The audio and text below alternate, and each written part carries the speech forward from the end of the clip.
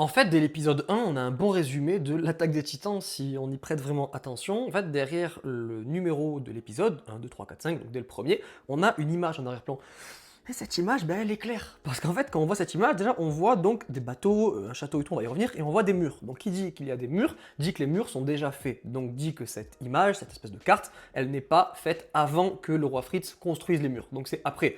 Donc, techniquement, c'est maintenant. Et donc, on y comprend quoi? On voit, en fait, du coup, à gauche, un château avec, du coup, la rive sur le côté. Donc, on voit que là-bas, c'est les mares. C'est la conclusion qu'on va faire une fois qu'on a fini l'animé et le manga. Puis, on voit un bateau.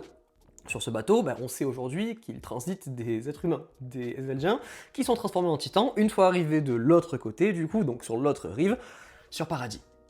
Ouais, et on voit du coup bien les murs sur le côté. On en voit deux, donc on voit le mur Sina et le mur rose. Le mur Maria et le mur rose, si je dis pas de conneries. Sina, c'est celui qui est en haut, je crois, peut-être que je me trompe. Et en gros, on a toutes les infos. On a les infos d'un peuple qui envoie des bateaux contenant des gens sur une terre qui n'est pas la leur, et qui vont attaquer les murs derrière avec des titans qui traînent dans toutes les zones. Épisode 1. C'est terrible.